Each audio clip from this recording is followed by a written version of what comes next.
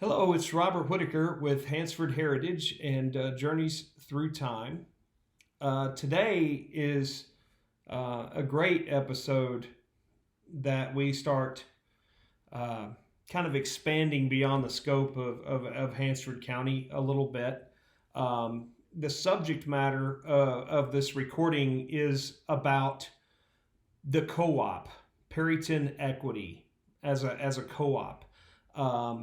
Edgar Womble was the general manager at the time of this recording of Perryton Equity. So this was super interesting to me. I could not believe some of the facts that came out of this recording that educated me on things I thought I knew about Perryton Equity, but obviously did not know. One of the first things that was really kind of shocking was the fact that Perryton Equity was established in 1919.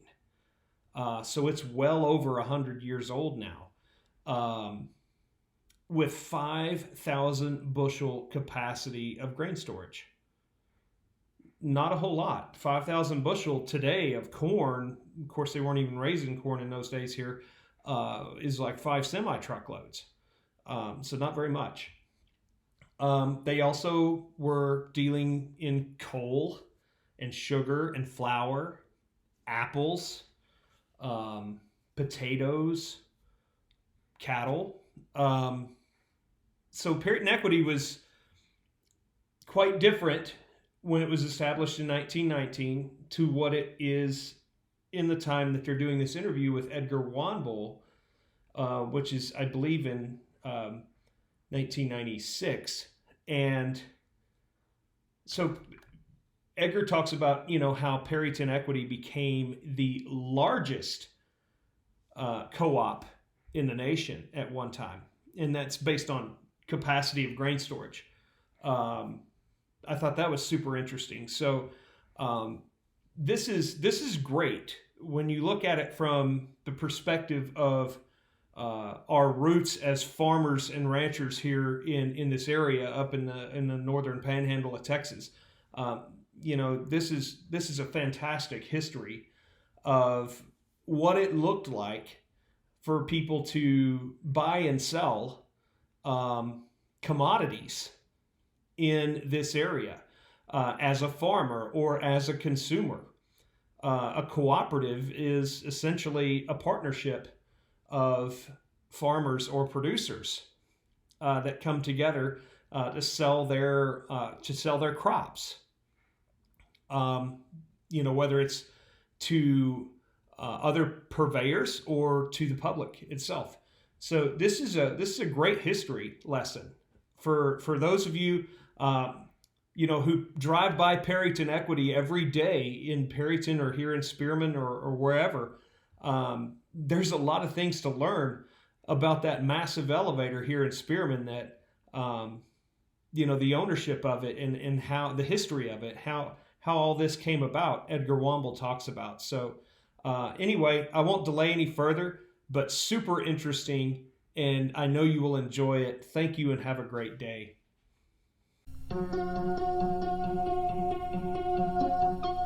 People on the Go, featuring special guests with interesting things to talk about, is presented Monday through Friday by Perryton Equity, your locally owned farmer co-op.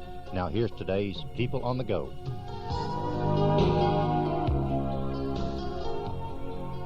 Good morning, everyone, and welcome to People on the Go. I'm Carolyn Cummings, and today is October 4th, 1996. This morning's program will be recorded for one of our Hansford memories. Our guest this morning is Edgar Womble. He's General Manager of Perryton Equity Exchange. Good morning, Edgar. Good morning. It's good to be here. I'm glad to have you. October has been designated as Cooperative Awareness Month, so it's very fitting that you are here this morning. Yes, it is. Maybe we ought to talk a little bit about what is a co-op, and maybe better yet, what is a co-op system. Co-op system is a group of producers that can band together, control their own destiny, own and direct their own company that operates entirely for the benefit of their own members and realize both economies of scale and strength in the marketplace. And by that I think we mean that it gives the local producers a chance to participate in some businesses that they wouldn't ordinarily get to participate in, whether that's overseas marketing of grain or in the case of our local producers and association with Perryton Equity, and in turn their association with Farmland Industries. That would be, Farmland Industry is a very diverse company. They have recently they've got into the foods end of it and the meat packing, and they're also big in the pork production. So, we pretty well have the whole gamut from the seed to the food to the plate as far as what activities a producer has an opportunity to be involved in. Okay, let's take a real quick break and come back and we'll discuss more about cooperatives and just exactly how Perryton Equity fits into the cooperative scene. Okay. We'll be back after this message. For more than 70 years, farmers around these parts have depended on Spearman Equity Elevator to offer them the best in service. From a federally licensed grain storage facility to the most current price quotes and contracts, Spearman Equity has always led the way for farmers who want more profit at market time. Ideally located at the intersection of highways 207 and 15, you'll always find easy access for your grain trucks. No hassle, no long waiting lines, and no hang-ups. It's easy in and easy out at Spearman Equity, and the friendly personnel will always treat you with respect. You can depend on the company that's been providing farmers with the best in elevator service for more than 70 years. Spearman Equity Elevator, 104 Collard in Spearman.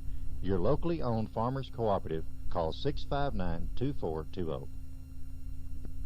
Welcome back to People on the Go. We're visiting with Edgar Womble, General Manager of Perryton Equity Exchange. Before the break, Edgar, you were talking about the principles and why co-ops were founded. In my research, it showed that there were basically about 5 types of cooperatives. They were like supplier, purchasing, marketing, credit union, and service cooperatives. Which do you consider that equity falls in under? Well, I think we're probably at least 4 of the 5. Certainly we were founded for service and marketing. We later got into the supply business. So I think, in today's environment, then we have to be a little bit of everything. We are not a credit union, but, certainly we do extend credit to our consumers. You mentioned Farmland Industries. You are a member of Farmland Industries. That's correct. Just like your farmers are members of Perryton Equity. That's true. Yes, that gives our local producers actually, since they own the local co-ops such as Perryton Equity, they also in turn own the regional co-op such as Farmland Industries. And also before Farmland Industries and Union Equity merged, they basically had 2 regional co-ops. One was Union Equity, which was in the grain business, and also on the retail supply business was Farmland Industries, and that merger came about in 1992. Okay, let's talk now about how Perryton Equity was formed and when it was formed and where did you actually start your basis of operation? Okay. Perryton Equity, the beginning was in 1919. There was an old 5,000 bushel wooden elevator at Old Ocotree, and that was moved in 1919 to Perryton, and actually it was moved to the site that our feed mill and our elevator is now. It's the same site. So that was the beginning, and that wooden elevator was a 5,000 bushel facility. That particular elevator was later moved to Twitchell for a loading station, and I believe it later burned down.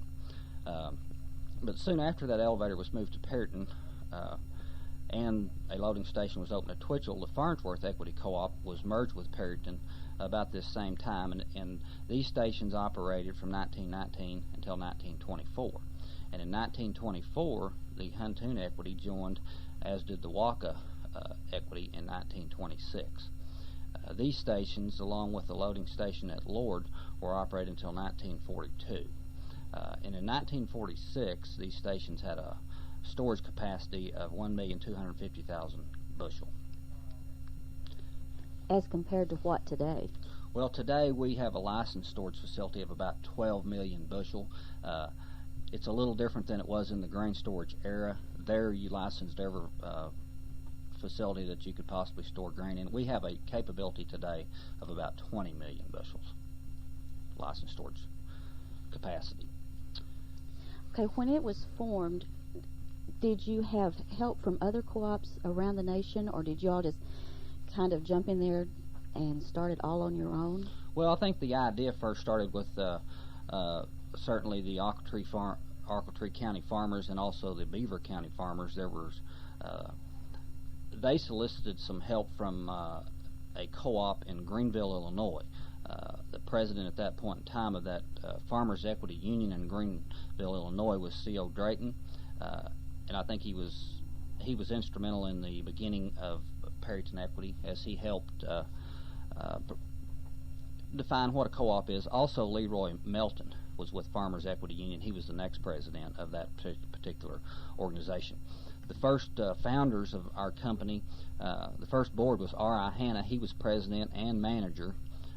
The first year, F.P. Rogers was secretary and treasurer, and J.H. Norwood was on. Those were the three Ochiltree County directors. In Oklahoma, they had a director. His name was J.H. Norwood, and also T.W. Gray. No, I'm sorry. T.W. Gray and T.H. Blair were the directors from Oklahoma. Actually, in the beginning, for the first year, the board actually managed the cooperative. And the first general manager that they actually hired was in 1921, and that gentleman's name was Ian Puckett, and he was very instrumental in the early success of Perryton Equity.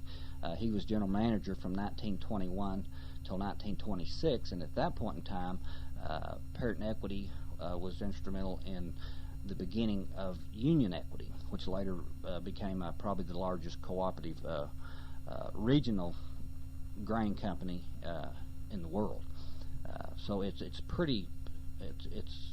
nice to know that our own local organization was instrumental in the success of actually the large regional co-ops all over the United States. Okay, now your first charter was when? The first charter was actually March 26th, 1921. As I said, the beginning was 1919. They operated as a corporation until in the early years, although they did even at that point in time, they did follow the principles of a cooperative, and that is, that the business was done with the local patrons, and also a patronage dividend was paid back based on the pro rata share of the business that they did with that company, and that's exactly how co-ops are managed in today's environment. And I know that most cooperatives that were formed later were formed under what we commonly know as the Tamper-Volstead Act or the Cooperative Marketing Act. But I thought it was very interesting that you all actually were formed much earlier than that. Yes, we were. Actually, we were formed before the Tamper-Volstead Act. We were actually, I guess for our first charter was just a marketing act through the Texas state legislature. Might talk just a little bit. We've kind of brought the history up till 1942. Since we are in Spearman, we'll talk a little bit about when the Spearman Equity came into the fold. It was actually in May of '42 when Spearman Equity was merged with Perryton Equity, bringing in the Hansford County locations of McKibben, Morris, and Spearman into that fold, and obviously those three are still in existence today. Then after the war, the following locations were added: Hardesty, Oklahoma in 1947, Beaver, Oklahoma in 1947, Knowles, Oklahoma in 1949, Sam's Corner, Texas in 1962, Bryan's Corner, Oklahoma in 1963, and in Pringle, Texas 1964, Holt in 1969, Conley 1969. In 1970 was a big year for expansion as far as Perryton Equity was concerned. In that year they acquired Liberal, Turpin, Keys, Burton, Duke, Hopkins, Flores, and Baker. In 1972, Forgan, Oklahoma came into being, and then Stratford was purchased in 1974. Gruber and Amarillo was purchased in 1978. So it's been a fairly constant expansion, from the beginning. There's been a couple, I guess probably around 1950, obviously was, certainly a period of expansion, as the 40s was kind of slow. The 60s there was steady expansion, and in 1986, in that era, was the end of the government storage era from 1986 to 1989. There was also a pretty heavy expansion effort in that point in time. 1986, Perryton Equity Exchange purchased Canadian, County Line, and Hawkins from the Canadian Grain Co-op. Moscow, Kansas, and Claude, Texas were built in 1987, and Dermont and Perriola was acquired from another grain company in 1988, and also in 1988, Hugoton, Kansas, we built an elevator there. And through diversification efforts, also the Perryton Am Pride and the Canadian Am Pride were built in 1988, along with our Town and Country location, which is south of Perryton. So it has been, you can see over the period of years, it's been from really 1919 until just recently that we have been expanding. And at one time, we were the largest local co-op in the United States. We had over just almost 34 million bushels of storage capacity, and when you think we started with 5,000 bushels, things change in a hurry. Also, our sales, probably the peak, I guess, have been a little over $100 million. I thought it was interesting. In 1946, I think the total amount of business that had been done since the beginning of time, 1919, had been about $40 million, and today we do that in over a year. So that kind of tells you, of course, things change, but that does give you some idea of the volume of business that Perryton Equity still does. Well, let's take another quick break and come back, and we'll continue our discussion about Perryton Equity. We'll be back after this message. It's been said the longer you've been around, the better you are. That's one reason why farmers have depended on Spearman Equity Elevator for more than 70 years. This federally licensed and bonded company has been providing the farmer with a complete grain storage and marking facility that has a solid reputation for reliability and integrity. It's a company you can count on for service second to none. And now they've added another service for the farmers of the Spearman area. This fall, for the first time, soybean producers can originate their crops at Spearman Equity. With more than 25 years of combined experience in the grain handling business, you can depend on the company that's been around for more than 70 years. Spearman Equity, 104 Collard in Spearman. Your locally owned farmer cooperative. Call 659-2420. Welcome back to People on the Go. We're visiting this morning with Edgar Womble, General Manager of Perryton Equity, and we're giving the history and updates on Perryton Equity. In the very beginning, other than grain, what did you offer to the farmer, and how has that changed over the years? Okay. Might start to answer that question by telling you, the sole purpose for this organization was to meet the demands of the member owners. That was our purpose then, and it still is our purpose today. The needs have changed, obviously, over the years. Perryton Equity began handling items such as coal, sugar, flour, apples, potatoes, and livestock, in addition to feed and grain. And at one point in time, they even purchased livestock for their member owners. We do not do that today, and it has changed over the years. Today we do have a big retail supply business, and it probably certainly is 50% of our business. Petroleum is a large item for us. We handle, of course, all types of petroleum and petroleum products. We have about 18 different retail outlet stations in our trade area, which still today consists of, on the south end from Canadian and County Line, and then of course Pringle, and goes as far north as Perriola and Liberal in southwestern Kansas. Fertilizer is a big business for us, and we sell basically several different types of fertilizer, but the three primary ones are anhydrous ammonia, and we also sell liquid fertilizer, which is certainly the demand for liquid fertilizer is definitely increasing. Some of that's due to the sprinkler systems, a big part of that. And also we still have dry fertilizer. We have basically two fertilizer barns. We have one in Perryton that handles dry fertilizers, and we also have one in Liberal. Ag chemicals, a large business for us. We are, as we started talking about what type of cooperative are we, we are always a service cooperative. We are in the ag chemical and fertilizer application business. We have 5 liquid application machines and 1 dry application machine, and those the reason we have those is because the farmers have a need for that application. Feed business has always been a big business to Perryton Equity, and at one point in time the mill in Perryton ran 24 hours a day, and things change, and certainly that's not the case today. We do have the capability of having 3 mills. We have one in Canadian that certainly still produces a lot of feed. The one in Perryton is presently closed. We do not do much milling there anymore, just kind of on an as-needed basis. And we also have a feed mill in Liberal, Kansas, which has been closed now for 2 or 3 years. So the business that we are in the areas that we try to grow the business depends on the needs of the farmers, because once again, our sole reason for existence today is to serve the needs of our member owners. We were organized in 1919 solely for the benefit of the farmers, and that's how we operate today. Although I might, add a little bit, we are owned by our member owners today, just like we were in 1919. However, just to clarify a few things, you do not have to be a stockholder to do business with Perryton Equity.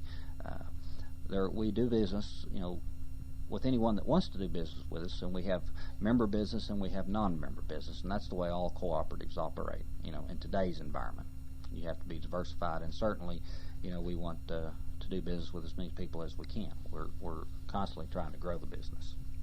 Well, you mentioned earlier in just a brief sentence about the Ampride station and about your Town and Country station.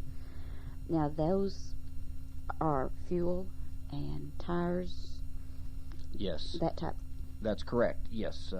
We felt like there was a need for a station to service our customers, and even the commercial side of the businesses, like the oil and gas industry, particularly in the Perryton area and also in the Canadian area. So that's we felt like there was a need there, and that's the reason that we decided to go into that side of the business. Petroleum is and has been for a long time a big side of our business, and that was just a way we could grow our business and satisfy a need. Our Town and Country location, it's changed a little bit. It came into being in 1988. We did have a tire shop at that point in time. We're not in that business today. However, its primary products that it carries today are TBA, all types of ag chemicals, some tacked, just basically TBAs, tires, batteries, and accessories. And it's just kind of, we carry the products that there is a demand for. I'm glad you explained what TBA was, because most people would not know that term. Edgar, we're almost out of time, but we need to cover kind of when you came in as manager, maybe some of the present board members, and each manager has dreams and plans for the future. Where do you foresee Equity being in, say, the next 10 years? Okay. Yeah, I'll start by naming some of the board presidents that we've had. As I mentioned, R.I. Hanna, he was president of the board from 1919 to 1920. At that point in time, J.H. Norwood became president. He was president from 1921 till 1928. W.N. Dennison was president from 1928 to 1938. F.L. Bell was president from 1938 to 1962. Audie Connolly from 1962 to 65. Later era, Marvin Groves from 1965 to 77. Bill Gray, who still lives in Perryton, from 1978 to 1981. And Nolan Holt, who's obviously, still operates in the Holt community, 1981, 1992. And then Doug Mitchell has been our board president from 1992 to 1996. I became general manager in July 1st of 1994, just completing my 10th year with the company, and I think we've only had, 7 general managers in 77 years. And some of that's a good record. Yes, it really is. 2 of those were long-term managers. Alan Bell was a general manager from, we think, about 30 years, as best I can piece it together, and also Kenneth Allen was manager for almost that length of time.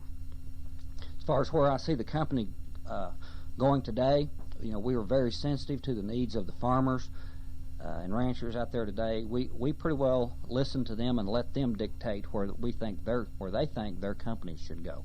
I've said when I become general manager, we weren't going to try to run a co-op from an office in Perryton. You can't do that. You've got to be on the go all the time.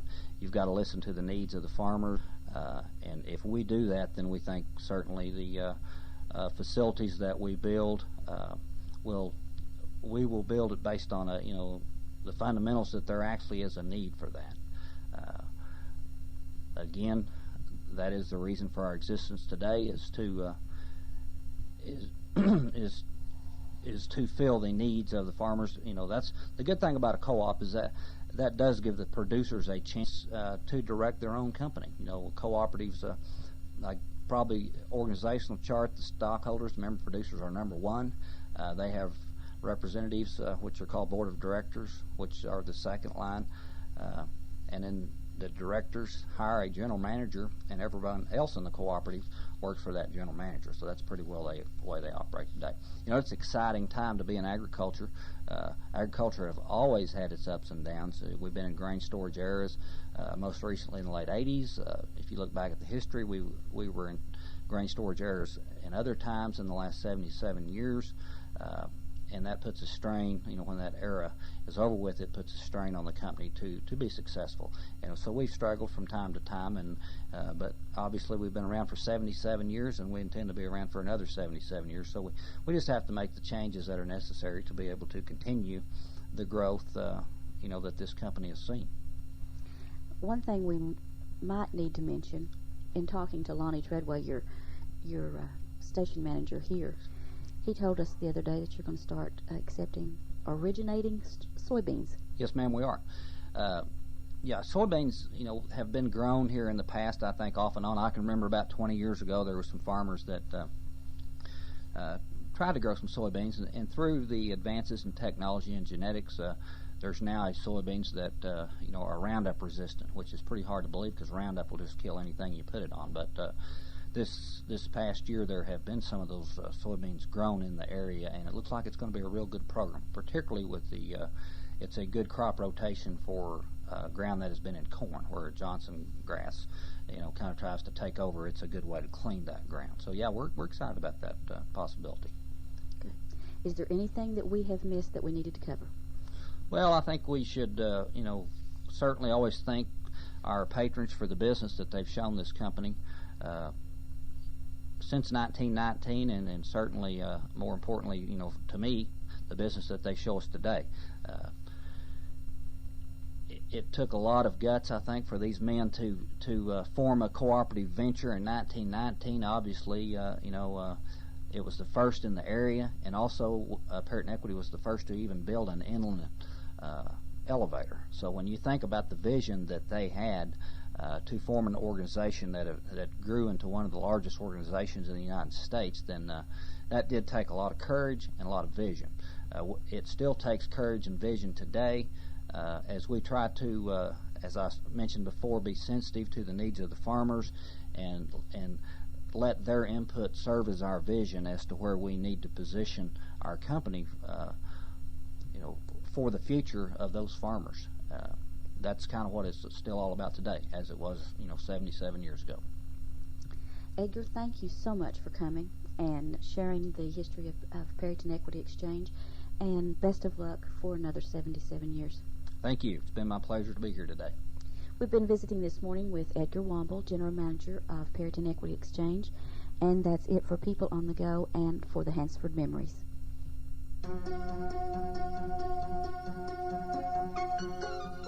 People on the Go is heard Monday through Friday mornings and is presented as a community feature by Spearman Equity, your locally owned farmer cooperative. 104 Collard in Spearman.